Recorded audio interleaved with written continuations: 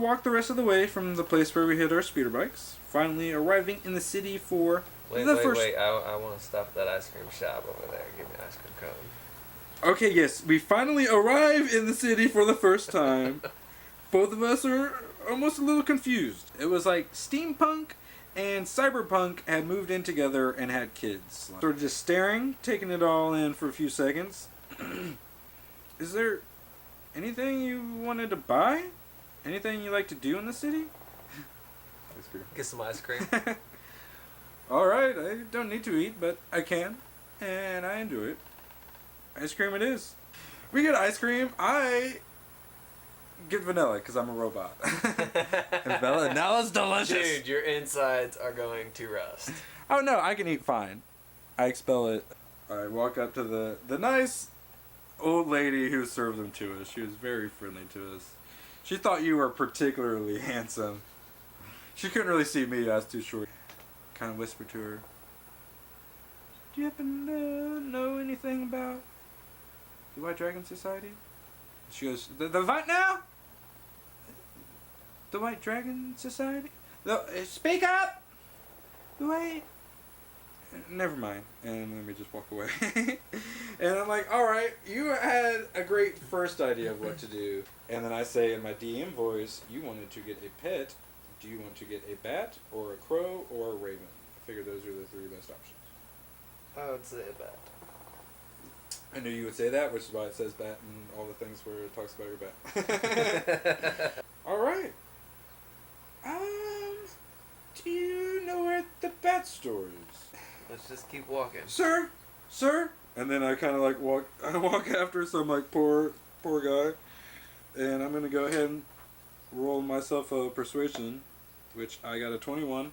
And I greet them very friendlily, and then you come up, convince them that we're nice, friendly people who just want to make it to the local exotic pet store.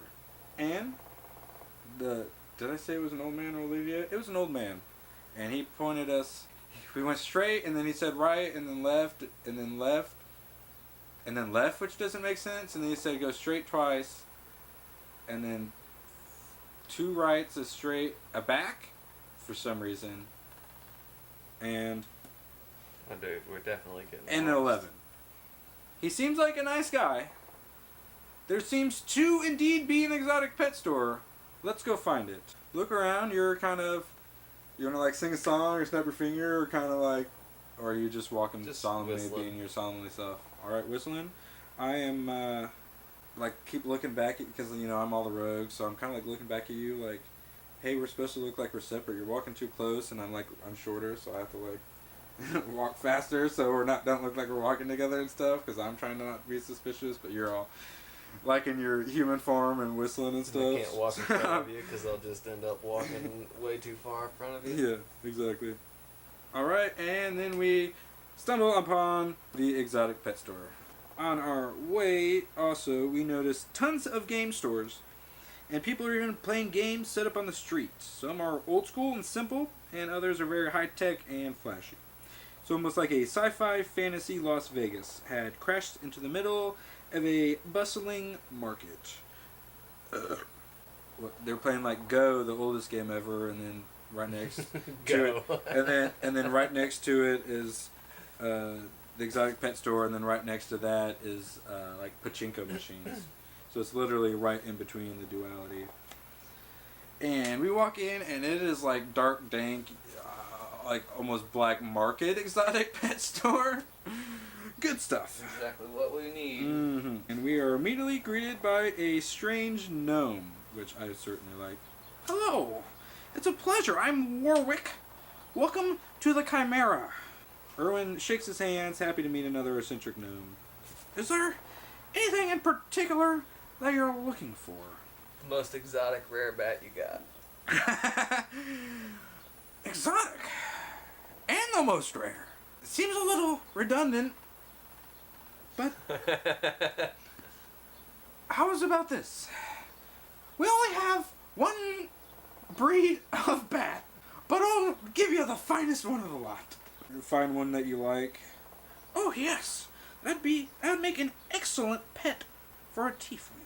and he had clearly saw through your disguise. He knows you're a tiefling. Oh damn it! I was about to persuade And him then- to give it to me for free. Yes. And that will be 200 gold. Erwin steps up. There's no way that he'd pay that much. Moose holds up a finger like, 1 moment please. You turn me around, kind of bend down, quietly explain how you don't have any money. I don't have any money. I'm not paying this dude. Oh, I was the gonna- most- I was the gonna most exotic persuade him to And give the it to most me super for free. rare. And you don't have any money. Fine, I'll pay it. But only because you're working for me for free. I work for nobody. Sure, we'll call it We're volunteering. partners. You volunteer as my partner. And then I kind of hold up another 1 moment please finger, and Warwick just sort of smiles and continues looking crazy. How are you able to afford this? Don't worry about it, but let's say that I could probably get it for free. we are not the bad guys, we are good guys. But let's just say that I could have bought my own castle, but that just wouldn't have been very sporting. Plus, I mean, I need this money to save the world. It's not for pets, but for a friend who can turn into frightening monsters like you, I'll pay for it this time. Such a good friend. I'm pretty great. So after some intense haggling, which only came out to 180, which Erwin, well, let's see what deception was best. So I deceive him. I convince him that you are handicapped. That's why we have seeming on you. I convince him that you're handicapped and you need this bat as like a pet assistant kind of thing. So we get it down to 180 just because Warwick's like, I don't want to deal with you anymore. Just take the bat. You take the bat, and its eyes flash red. And you feel connected to it? Warwick takes a step back. Oh, now I see why you were hiding behind that disguise. You have been marked. I advise you to use that power wisely. Marked. Marked by what? I believe your people call it the mark of the beast. Sounds pretty badass. He looks at Erwin. And why are you hiding? Anything you've heard about? And he says it too quietly again. The White Dragon Society. What? The White Dragon Society. Shh, quiet. Only rumors.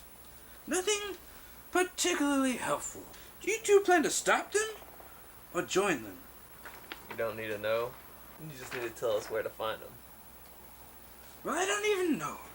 Persuade me. You're not particularly persuasive. Made an ass of himself. You, sir?